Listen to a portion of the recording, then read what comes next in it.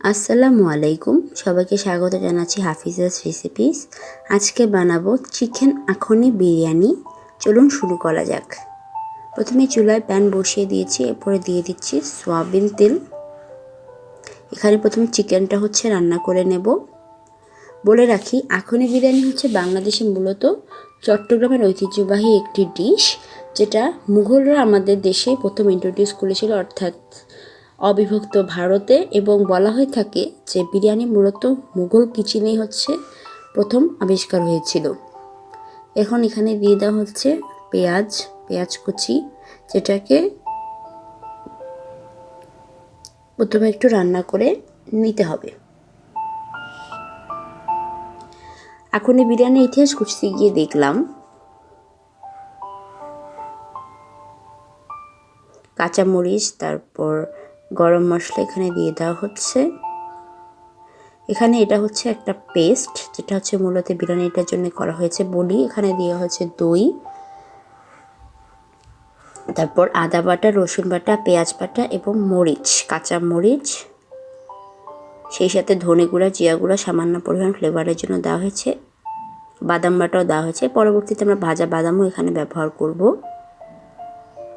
তো এটাকে কোনো রকম পানি ছাড়াই যে কাঁচামরিচ আরও কটা দিয়ে দেওয়া হচ্ছে। আপনার যে পরিমাণ ঝাল খেতে চান সেই অনুযায়ী এটাকে দেবেন।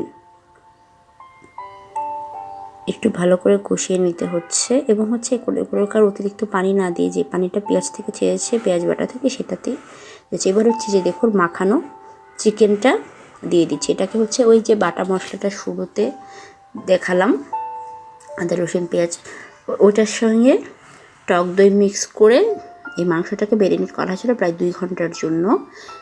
এরপর 1.5 থেকে 2 ঘন্টা। এরপর এটাকে এখন রান্না করে নেওয়া হবে। মূলত আখনি বিরিয়ানি রান্না করা হয়ে থাকে খাসি অথবা এবার সাধারণত লবণ দিয়ে দিচ্ছে, ক্রিম দিয়ে দিচ্ছে, ডানো ক্রিম।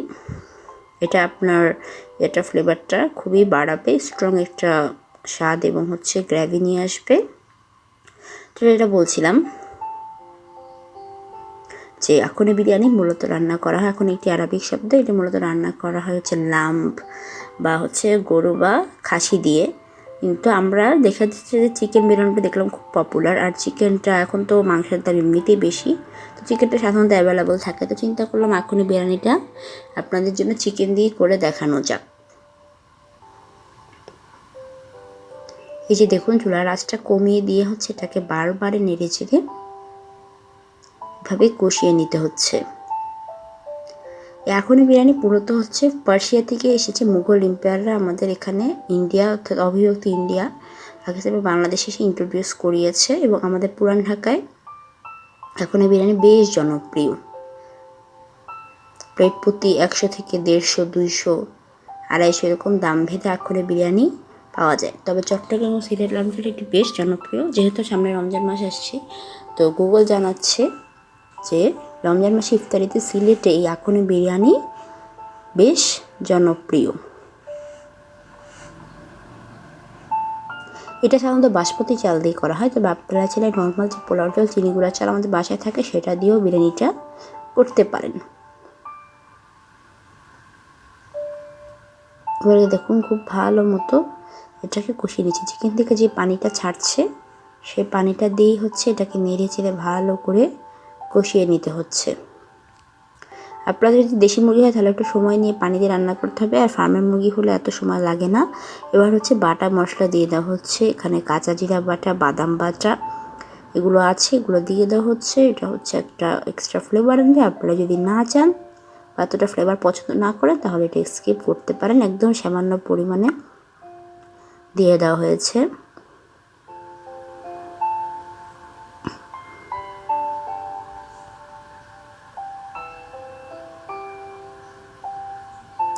দেখুন পানিটা কিন্তু শুকিয়ে এসেছে, পানিটা ছেড়েছিল ওটা শুকিয়ে এসছে।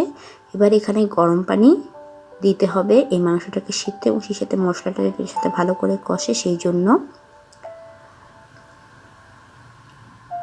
একটা কথা বলে রাখি, আপনি যত বেশি নাড়বেন খাবারের টেস্ট, মাংসের টেস্ট কিন্তু তত ভালো হবে। নিচ থেকে উপরে টেনে টেনে এটাকে নাড়তে হবে। এই যে দেখুন যতক্ষণ ধরে পানি ছাড়ছে এটা কিন্তু বারবারই নাড়া পড়তেছে।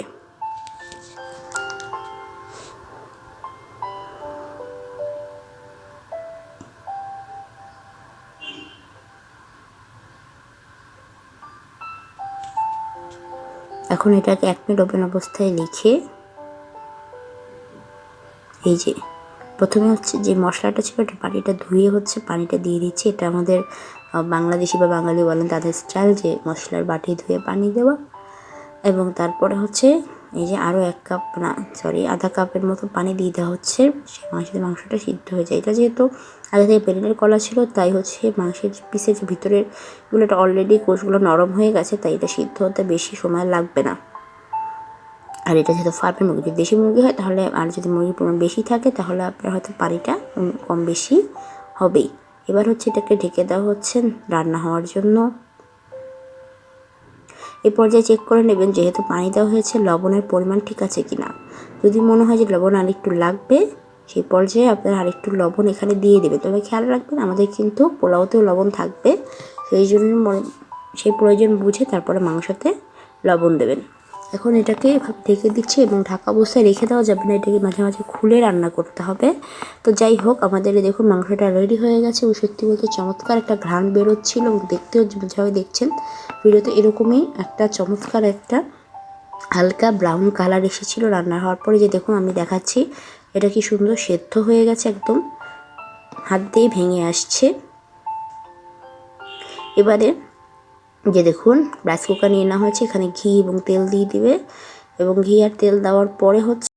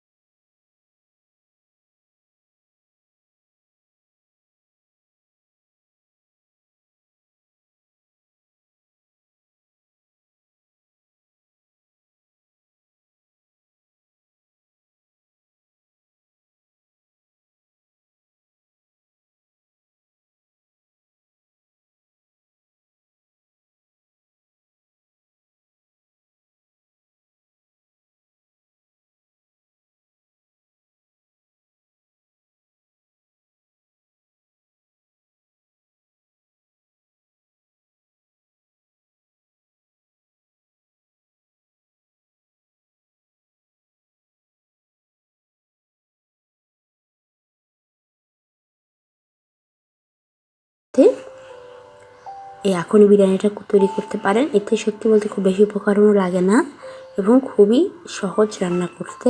দেশে বসে ভিনদেশি রেসিপি ট্রাই করার কিন্তু মজাই আলাদা। এই যে দেখুন এখানে ধুয়ে রাখা চাল, মরিচ এবং গরম মশলা, হালদি, আস্ত গরম মশলা দেওয়া ছিল, এটা সব একসাথে দিয়ে দেওয়া হচ্ছে। এই পর্যায়ে পেঁয়াজের সাথে চালটাকে খুব ভালো করে মিশিয়ে নিতে হবে। রেগুলার বিরিয়ানি আমরা যেটা খাই বা পোলাও, সেটা খেতে খেতে যদি ক্লান্ত লাগে, একদিন হঠাৎ করে আখনি বিরিয়ানি তৈরি করে সবাইকে চমকে দিতে পারেন। দুম করে কেন পুরান ঢাকায় চলে যাবেন আখনি বিরিয়ানি খেতে, বা সিলেট বা চট্টগ্রামের মতো এলাকায় নিজের বাসাতেই করে ফেলুন এই বিরিয়ানিটা। খুব ভালো মতো এটাকে নেড়ে চেড়ে পেঁয়াজের সঙ্গে চাল, মরিচ, মশলা এগুলো সব ভালো মতো কষিয়ে নিতে হবে। এরপর হচ্ছে এটাকে 3 থেকে 4 মিনিট একটু রাখতে হবে। এখন এটাকে ঢেকে দিব।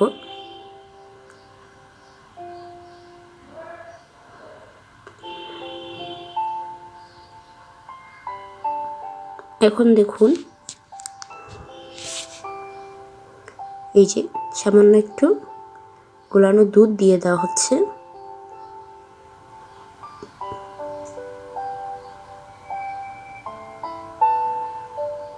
এটাকে ভালো মতো নেড়ে ছেড়ে দিতে হবে এবং এই পর্যায়ে আবারও ঢেকে দিতে হবে। দেখুন বিরিয়ানিটা কিন্তু যে পানিটুকু ছেড়েছিল সেটা অলরেডি শুকিয়ে গেছে। এখন আমরা এক্সট্রা পানি দেব যাতে বিরিয়ানিটা রান্না হয়ে যায় এবং চালটা সিদ্ধ হয়ে যায়। এ পর্যায়ে আপনারা যে পরিমাণ চাল নিয়েছেন সেই অনুযায়ী পোলাওর চাল পানি দেবেন। আরেকটা কথা বলে রাখি, পোলাওর চাল রান্না হতে কিন্তু সিদ্ধ চালের মতো এত বেশি এত পরিমাণ পানি লাগে না। এটা যেহেতু চিকন চাল হয় সেহেতু অল্প পরিমাণ পানিতেই এটা রান্না হয়ে যায়। এরপরে এটাকে ঢেকে দিতে হবে।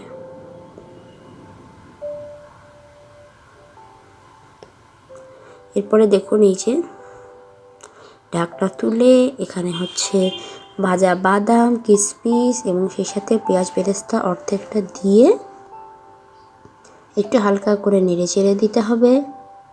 এই বাদামগুলো এবং পেঁয়াজগুলো সব কিন্তু ঘিতে ভাজা হয়েছে, তেলে নয়। কারণ ঘিতে না ভাজলে দেখা যাবে যে সেই ঘ্রাণটা যেটা আমরা এক্সপেক্ট করছি ওটা ছাড়বে না, সেহেতু এই জন্য এটাকে ঘিতে ভাজা হয়েছে। এবার সামনে থেকে কিছুটা পোলাও একটা আলাদা প্লেটে তুলে নেওয়া হচ্ছে।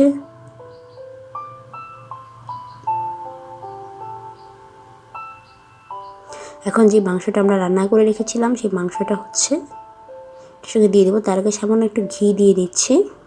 এবার এই রান্না করা মাংসটা দিয়ে দেব।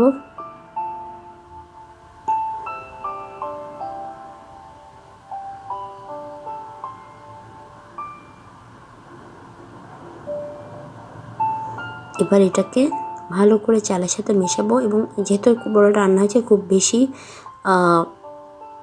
চাপ দিয়ে হচ্ছে এটাকে মেশানোর দরকার নেই, হালকা করে নিচ থেকে উপর দিয়ে টেনে মিশিয়ে দিলেই হবে। এরপরে হচ্ছে যে পোলাওটা আমরা তুলে রেখেছিলাম সেই পোলাওটা দিয়ে দেবো উপর দিয়ে ডেকোরেশন করে। আর যে লেফট ওভার পেঁয়াজ বেরেস্তাটা আমাদের কাছে ছিল সেটাও দিয়ে দেব। এই ভিডিওটা একটু লেন্দি বানানোর উদ্দেশ্য এটাই, যাতে আপনারা পুরো রেসিপিটা শুরু থেকে শেষ পর্যন্ত ভালো করে বুঝে দেখতে পারেন। কারণ বাসায় রান্না করতে গেলে ছোটো ছোটো ডিটেলসগুলোর দরকার পড়ে। ব্লগ লিখে বা হচ্ছে রিটেন রেসিপি পড়ে কিন্তু এতটা বোঝা যায় না, যতটা হচ্ছে ভিডিও দেখে বোঝা যায়। যেহেতু ফাইনাল রেজাল্টটা কেমন আসে সেটা আপনারা দেখবেন। সো ইয়েস, এই জন্য আমি ভিডিওটাকে একটু সময় নিয়ে বানিয়েছি, এত বেশি ডেসক্রিপশন এবং সেই সাথে কিছুটা হিস্ট্রি ইনক্লুড করানোর চেষ্টা করেছি। কারণ আমি ভাবলাম যে শুধু শুধু রেসিপি দেখাই কী লাভ, কিছু নলেজ ডিস্ট্রিবিউটও করা যাক। So yes, the biryani is ready with salad and লেবু. So that's all for today. এবং আমাদের চ্যানেলটি হাফিজা রেসিপিস সাবস্ক্রাইব করার অনুরোধ থাকবে। সবাই ভালো থাকবেন, আমাদের ফেসবুকে এবং ইনস্টাগ্রামে ফলো করতে পারেন। আবারও দেখা হবে নতুন রেসিপি নিয়ে। আল্লাহ হাফেজ।